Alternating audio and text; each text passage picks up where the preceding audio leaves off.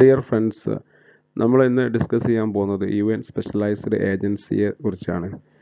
UNOന് ഏകദേശം 15ഓളം എന്തുണ്ട്, specialised agencies ഉണ്ട്. സ്പെഷ്യലൈസ്ഡ് എന്നുള്ള ടെക്നിക്കൽ ടേമിൻ്റെ മീനിങ് എന്താണെന്ന് വെച്ചാൽ മനുഷ്യൻ്റെ പ്രത്യേക ആവശ്യങ്ങളെ നിറവേറ്റുന്ന പ്രത്യേക രൂപത്തിലുള്ള അല്ലെങ്കിൽ പ്രത്യേകമായിട്ട് രൂപീകരിച്ച ഏജൻസികളാണ് എന്ത് UN സ്പെഷ്യലൈസ്ഡ് ഏജൻസീസ് എന്ന് പറയുന്നത്. Okay, specialization means they have a specific particular objective to meet the economic, social, political, health requirements of the people എന്നാണ്.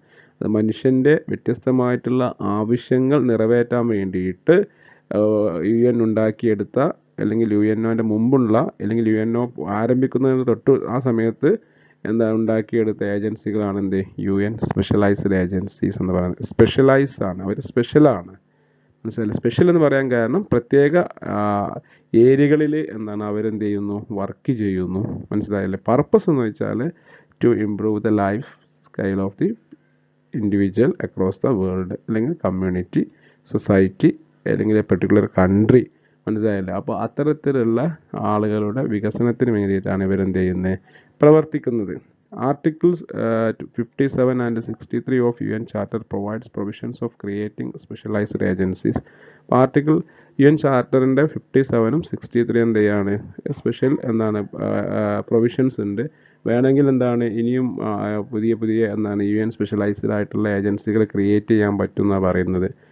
Each specialized agencies operates autonomously under the UN's umbrella with its own governing body, procedural rules, membership and funding mechanism. അപ്പം ഓരോ UN specialised ഏജൻസിയും work ചെയ്യുന്നത് UNOയുടെ ഒരു umbrella അല്ലെങ്കിൽ UNOയുടെ കീഴിലാണ്.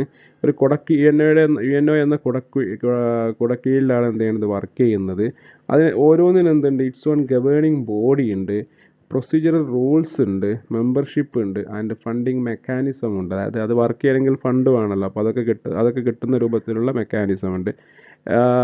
കുറച്ച് UN specialisation ഏജൻസികൾ UNO ഉണ്ടാവുന്നതിന് മുമ്പ്, ഇപ്പോൾ ILO ഒക്കെ UNO ഉണ്ടാവുന്നതിന് മുമ്പ് രൂപീകരിക്കപ്പെട്ടതാണ്. ഓക്കെ, അതുപോലെ കുറച്ചൊക്കെ ലീഗ് ഓഫ് നേഷൻസിൻ്റെ സ്പെഷ്യലൈസ്ഡ് ഏജൻസീസ് ഇതിൻ്റെ ഭാഗമായിട്ടുണ്ട്. അതുപോലെ UNO രൂപീകരിക്കുന്ന സമയത്ത് കുറേ സ്പെഷ്യലൈസ്ഡ് ഏജൻസീസ് എന്ത് ചെയ്തിട്ടുണ്ട്, ഉണ്ടായിട്ടുണ്ട്. പിന്നീടുള്ളതെന്ന് വെച്ചാൽ ആവശ്യങ്ങൾക്ക് അനുസരിച്ച് UNO അത് രൂപീകരിച്ചെടുത്തതാണ് ഈ സ്പെഷ്യലൈസ്ഡ് ഏജൻസിയെ.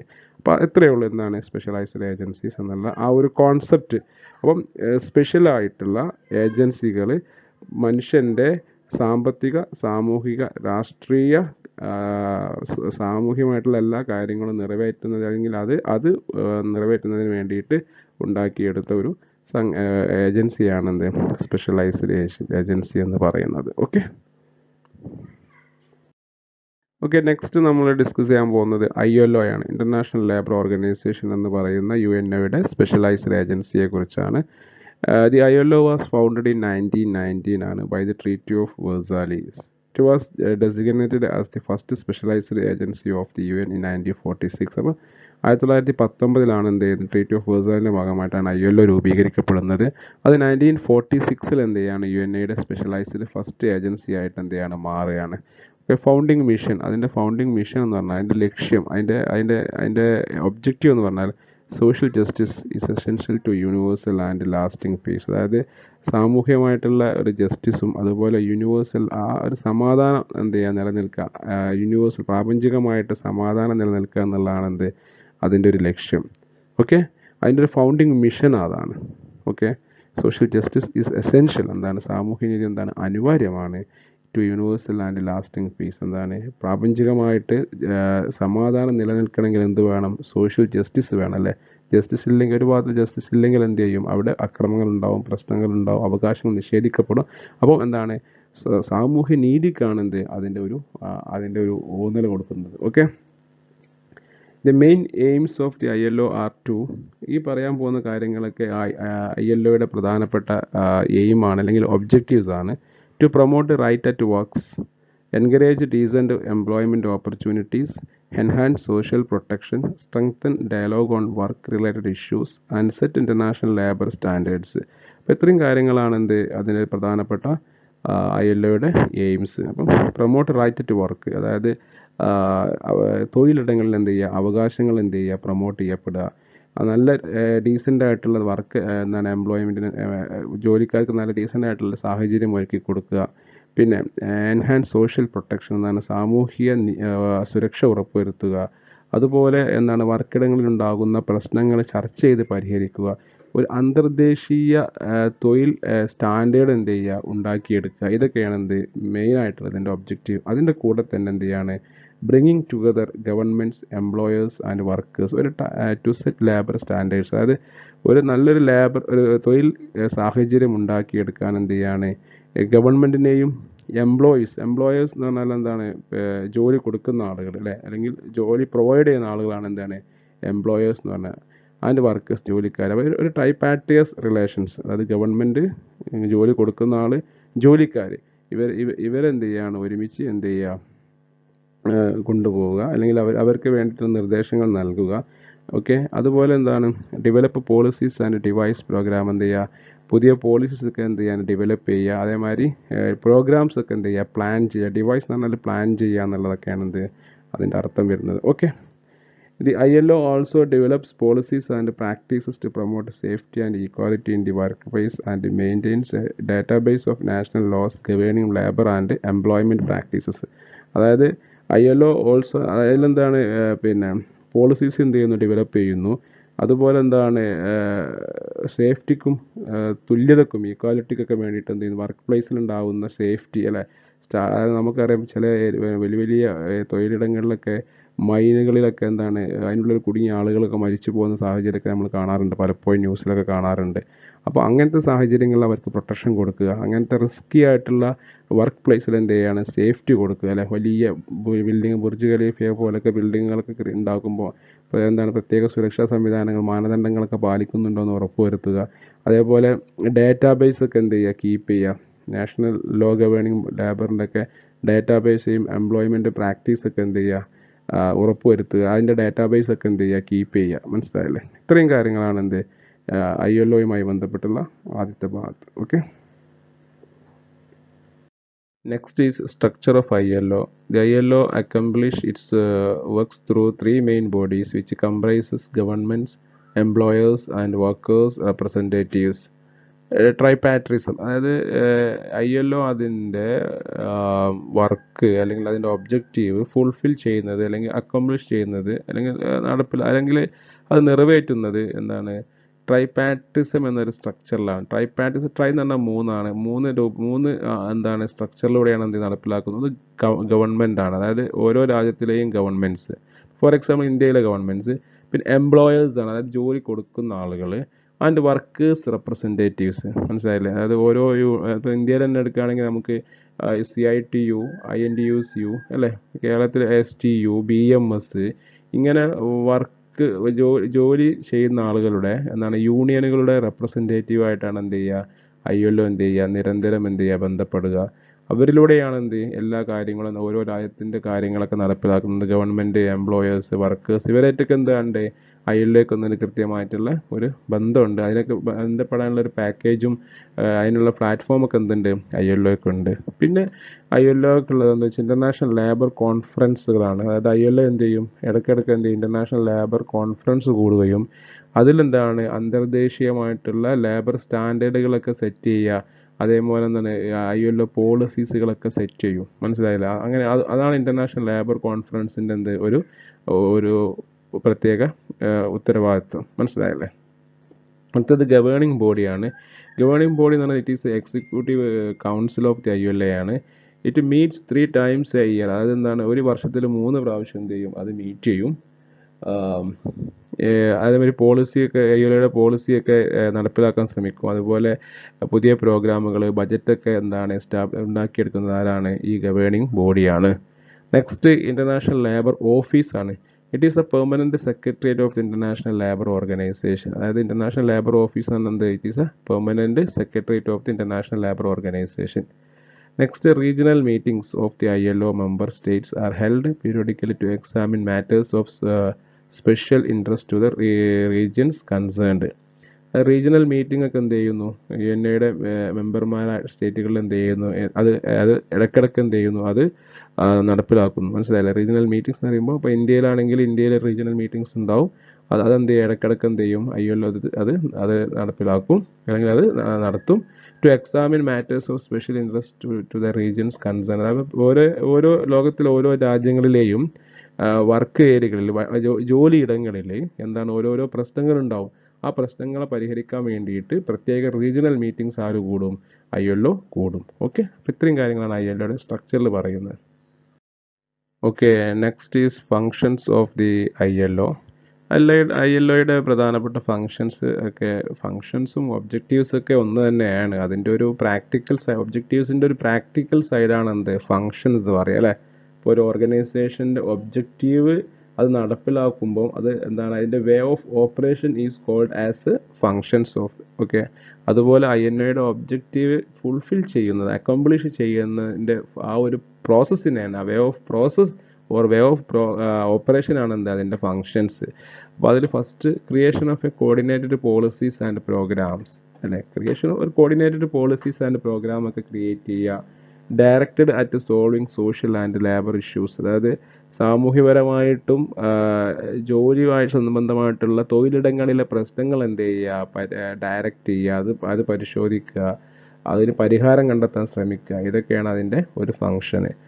Second function, adoption of international labour standards in the form of conventions and recommendations and control over their implementation. അതായത് അന്തർദേശീയ എന്താണ് ലേബർ സ്റ്റാൻഡേർഡ്, മനസ്സിലായില്ല? ലേബർ സ്റ്റാൻഡേർഡ് എന്ന് പറയുമ്പോൾ തൊഴിലിടങ്ങളുടെ എന്താണ് നീതി, അല്ലെങ്കിൽ തൊഴിലിടങ്ങളുടെ ഒരു നീറ്റ്നെസ് ഉണ്ടല്ലോ, അതായത് ഒരു സ്റ്റാൻഡേർഡ്, ഒരു സ്റ്റാൻഡേർഡ് എന്ത് ചെയ്യുക,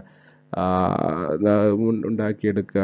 അതിന് വേണ്ടിയുള്ള കൺവെൻഷൻസുകളൊക്കെ രൂപീകരിക്കുക. റെക്കമെൻഡേഷൻസ് എന്ത് ചെയ്യുക, കൺട്രോൾ ഓവർ ദി ഇംപ്ലിമെൻറ്റേഷൻ, അത് നടപ്പിലാക്കാനുള്ള നടപടികളൊക്കെ സ്വീകരിക്കുക, അല്ലെങ്കിൽ അത് നിയന്ത്രിക്കുക എന്നൊക്കെയുള്ളതാണ് എന്ത് ഒരു international adoption of international labour standards അല്ലേ. അങ്ങനെ കാലങ്ങളായിട്ട് തൊഴിലിടങ്ങളിലുള്ള പ്രശ്നങ്ങൾ കണ്ടെത്തുകയും ആ പ്രശ്നങ്ങൾ പരിഹരിക്കുകയും തൊഴിലിടങ്ങൾ എന്താണ് ഒരു അന്തർദേശീയ ഒരു അന്തർദേശീയ തലങ്ങളിലേക്ക്, അതായത് ഒരു നല്ല രൂപത്തിലേക്ക് മാറ്റിയെടുക്കാൻ, സ്റ്റാൻഡേർഡ് ലെവലിലേക്ക് മാറ്റിയെടുക്കാനുള്ള ശ്രമമാണ് എന്ത്, അതിനുള്ള കാര്യങ്ങളൊക്കെ ചെയ്യുക എന്നുള്ളതാണ് എന്ത് രണ്ടാമത്തത്.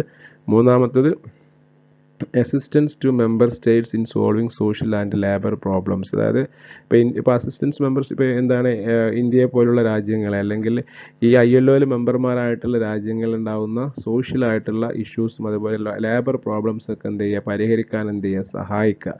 മനസ്സിലായി? ചില രാജ്യങ്ങൾക്ക് ഫണ്ട് ഉണ്ടാവില്ല, അത് ഇൻ്റർമീഡിയേറ്റ് ചെയ്യാനുള്ള സംവിധാനങ്ങൾ ഉണ്ടാവില്ല. ആഫ്രിക്കയെ പോലെയുള്ള മൂന്നാം ലോക രാജ്യങ്ങൾ, അല്ലെങ്കിൽ വികസനമില്ലാത്ത രാജ്യങ്ങളിൽ മൈനിങ് ഒക്കെ ഉള്ള രാജ്യങ്ങളുണ്ട്. ഇപ്പം സ്വർണ്ണ ഖനികൾ, എണ്ണ ഖനികൾ അല്ലേ, പിന്നെ ഇരുമ്പ് അല്ലെങ്കിൽ അയിര് ഖനികൾ, ഇവിടെയൊക്കെ എന്താ പറയുക, ഈ തൊഴിലാളികളും തൊഴിലുടമയും തമ്മിലുള്ള എന്തുണ്ടാവും, പ്രശ്നങ്ങളുണ്ടാവും. അപ്പോൾ അതൊക്കെ എന്ത് ചെയ്യുക, പരിഹരിക്കാൻ എന്ത് ചെയ്യുക, സഹായിക്കുക എന്നുള്ളതാണ്. Okay, next human rights protection, അതായത് മനുഷ്യാവകാശ സംരക്ഷണം അല്ലേ. ഓരോ തൊഴിലാളിക്കും അവൻ്റേതായ അവകാശങ്ങളുണ്ടാവും. അപ്പോൾ അതെന്തൊക്കെയാണ്? ദ റൈറ്റ് ടു വർക്ക്, ജോലി ചെയ്യാനുള്ള അവകാശം. ഫ്രീഡം ഓഫ് അസോസിയേഷൻ അല്ലേ, collective negotiations, protection against forced labour and protection against discrimination. അപ്പം തൊഴിലിടങ്ങളിൽ തൊഴിലാളിയുടെ അവകാശങ്ങൾ, അവൻ്റെ മനുഷ്യാവകാശങ്ങൾ എന്ത് ചെയ്യുക, സംരക്ഷിക്കപ്പെടുക. അപ്പോൾ അവൻ്റെ മനുഷ്യാവകാശങ്ങൾ എന്തൊക്കെയാണെന്നുള്ളതാണ് എന്ത് പറഞ്ഞത്. അതൊക്കെ എന്ത് ചെയ്യുക, ഒരുപാട് അവകാശങ്ങളുണ്ട്, അതിൽ കുറച്ച് ഞാനൊന്ന് നോട്ട് ചെയ്ത് വെച്ചിട്ടുള്ളൂ. എന്താണ്, അവന് നിർബന്ധിത തൊഴിലെടുക്കുക, അതിനു വേണ്ടി പ്രേരിപ്പിക്കുക അല്ലേ, അവന് സ്വാതന്ത്ര്യം, എന്താണ് അസോസിയേഷൻസ് ഫോം ചെയ്യാനൊക്കെ എന്ത് ചെയ്യുക, അവകാശങ്ങൾ കൊടുക്കുക. അതേമാതിരി എന്തെങ്കിലും പ്രശ്നങ്ങളുണ്ടെങ്കിൽ എന്താണ് കളക്റ്റീവായിട്ട് എന്ത് ചെയ്യുക, അത് പരിഹരിക്കുക. അങ്ങനെ ഒരുപാട് അവൻ്റേതായിട്ടുള്ള, അതേമാതിരി ഡിസ്ക്രിമിനേഷൻ അല്ലേ, ഒരാളെ കൊണ്ട് കൂടുതൽ ജോലി ചെയ്യിപ്പിക്കുക, കുറച്ച് ആളുകളെ ജോലിയിൽ നിന്ന് എന്ത് ചെയ്യുക, അവർക്ക് റിലാക്സേഷൻ കൊടുക്കുക, ഇത്തരത്തിലുള്ള സംഭവങ്ങളൊക്കെ. അപ്പോൾ അതൊക്കെ എന്ത് ചെയ്യുക, പ്രൊട്ടക്റ്റ് ചെയ്യുക എന്നുള്ളതാണ് എന്ത്. Next research and publication of works on social and labour issues. അപ്പോൾ എന്താണ് ഒരുപാട് ആളുകൾ പല പല വർക്ക് ഏരിയകളിൽ എന്താണ് റിസർച്ച് ചെയ്തുകൊണ്ടിരിക്കുകയാണ്. അപ്പം ഈ റിസർച്ചിൻ്റെ പ്രത്യേകത എന്ന് വെച്ചാൽ they can find out A real problem of work place. അപ്പോൾ അതൊക്കെ പബ്ലിഷ് ചെയ്യുക. അതിനൊക്കെ അങ്ങനെ റിസർച്ച് ചെയ്യുന്ന ആളുകൾക്ക് അല്ലെങ്കിൽ ചെയ്യുന്ന ആളുകൾക്കും അല്ലെങ്കിൽ അതിനെക്കുറിച്ച് പബ്ലിഷ് ചെയ്യുന്ന ആളുകളും റിപ്പോർട്ട് ചെയ്യുന്ന ആളുകളും എന്ത് ചെയ്യണം, അതിനെക്കുറിച്ച് പഠിക്കുന്ന ആളുകൾക്കൊക്കെ എന്ത് ചെയ്യുക, പിന്നെ അതൊക്കെ എന്ത് ചെയ്യുക, നടപ്പിലാക്കുക, അതിനൊക്കെ പ്രേരിപ്പിക്കുക, അതിനെ പ്രൊമോട്ട് ചെയ്യുക, അതിന് പ്രത്യേക എന്താണ് ഏജൻസികൾ അപ്പോയിൻമെൻറ്റ് ചെയ്യുക. അപ്പോഴാണ് എന്ത് ചെയ്യുന്നത്, യഥാർത്ഥ പ്രശ്നങ്ങൾ എന്താണ് തൊഴിലിടങ്ങളിലെ യഥാർത്ഥ പ്രശ്നങ്ങൾ മുന്നോട്ട് കൊണ്ടുവരാനും അതിന് പരിഹാരം തേടാനൊക്കെ കഴിയുമെന്നുള്ളതാണ്. ഓക്കെ, അടുത്ത സ്പെഷ്യലൈസ്ഡ് ഏജൻസി IMF ആണ്. IMF ഈസ് ഇൻ്റർനാഷണൽ മോണിറ്ററി ഫണ്ടാണ് IMF എന്ന് പറഞ്ഞത് അല്ലേ. മോണിറ്ററി എന്ന് പറഞ്ഞാൽ ഫിനാൻസുമായി ബന്ധപ്പെട്ട അല്ലെ സാമ്പത്തികമായി ബന്ധപ്പെട്ട ഓർഗനൈസേഷൻ ആണ്, സ്പെഷ്യലൈസ്ഡ് ഏജൻസി ആണെന്ത് IMF.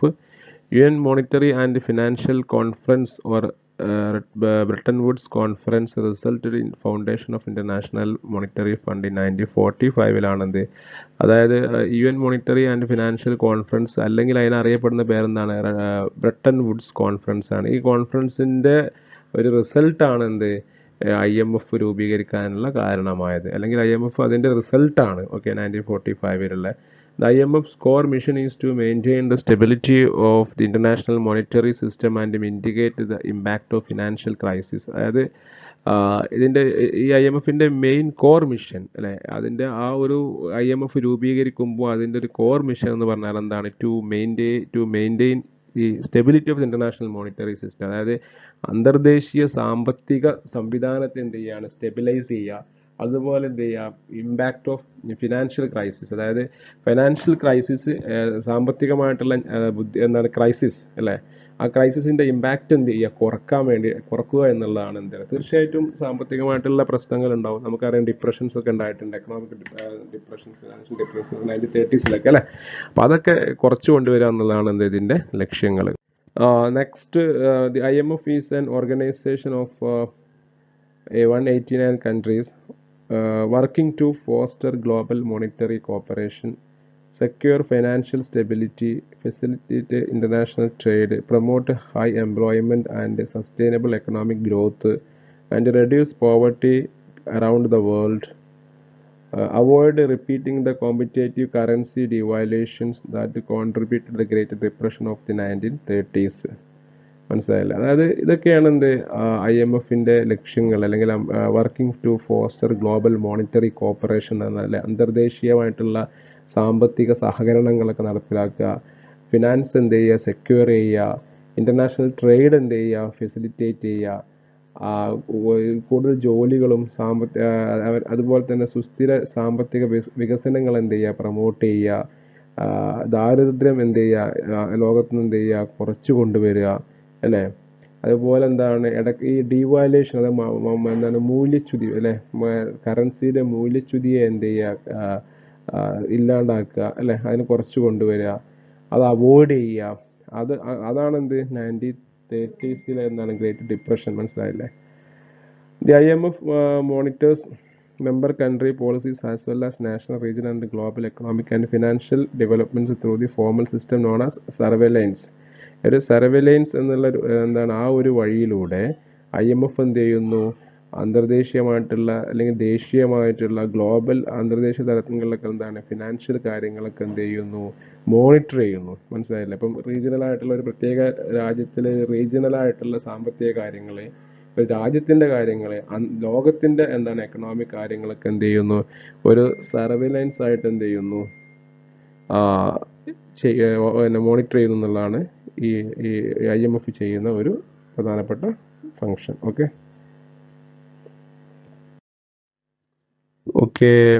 The IMF provides advice to member countries and enhance living standards അല്ലേ. അതിന് മെമ്പർ രാജ്യങ്ങൾക്ക് എന്ത് ചെയ്യുക, സാമ്പത്തികമായിട്ടുള്ള ഉപദേശങ്ങൾ നൽകുക, ആ രാജ്യങ്ങളിലെ ജീവിത സാഹചര്യങ്ങളുടെ നിലവാരം ഉയർത്താനൊക്കെ എന്ത് ചെയ്യുക, അതിന് സഹായിക്കുക എന്നുള്ളതാണ്. ഒരു പ്രൈമറി എയിംസ് ആയിട്ടൊന്ന് ഞാൻ ഷോർട്ട് ചെയ്തിട്ടുണ്ട്. അത് നേരത്തെ പറഞ്ഞ കാര്യങ്ങൾ തന്നെയാണ്, ഒന്നും കൂടി ഒന്ന് ആക്യുറേറ്റ് ആക്കിയെന്നുള്ളൂ. അതിൽ പ്രൊമോട്ട് ഇൻ്റർനാഷണൽ മോണിറ്ററി കോപ്പറേഷൻ, അന്തർദേശീയമായിട്ടുള്ള സാമ്പത്തിക സഹകരണം എന്ത് ചെയ്യുക, പ്രൊമോട്ട് ചെയ്യുക, അതിനെ പ്രോത്സാഹിപ്പിക്കുക അല്ലേ. ഇപ്പം ചില രാജ്യങ്ങളൊക്കെ സാമ്പത്തികമായിട്ട് മറ്റുള്ള രാജ്യങ്ങളെ സഹായിക്കാറുണ്ട്. ഇപ്പോൾ ഇന്ത്യ ഏറ്റവും കൂടുതൽ സഹായിക്കുന്ന ഒരു രാജ്യമാണ് അഫ്ഗാനിസ്ഥാൻ. അഫ്ഗാനിസ്ഥാനിലെ സ്കൂളുകൾ, ഹോസ്പിറ്റലുകൾ, അവിടുത്തെ പാർലമെൻറ്റ് മന്ദിരങ്ങൾ, പിന്നെ പല രൂപത്തിൽ എന്ത് ചെയ്യണം, ഇന്ത്യ അവരെ സഹായിക്കുന്നുണ്ട്. ഓക്കെ. അതുപോലെ facilitate the expansion and balanced growth of international trade, അതായത് അന്തർദേശീയ വ്യാപാരം എന്ത് ചെയ്യുക, അത് വ്യാപിപ്പിക്കുക, അത് എക്സ്പാൻഡ് ചെയ്യിപ്പിക്കുക. അതുപോലെ ഒരു balanced growth of international trade, അതായത് എക്സ്പോർട്ടും ഇമ്പോർട്ടൊക്കെ എന്താണ് കറക്റ്റ് ചെയ്യുന്ന രൂപത്തിൽ. ഇപ്പോൾ ഒരു രാജ്യം ഇറക്കുമതി മാത്രം ചെയ്തു കഴിഞ്ഞാൽ എന്താണ് അവിടെ ഇതിൻ്റെ സാമ്പത്തികത്തെ അത് ബാധിക്കും. അപ്പം ഇറക്കുമതിയോടൊപ്പം തന്നെ കയറ്റുമതിയെയും പ്രോത്സാഹിപ്പിക്കുക, അതിന് വേണ്ട സാഹചര്യങ്ങൾ ഒരുക്കി കൊടുക്കുക. ഓക്കെ.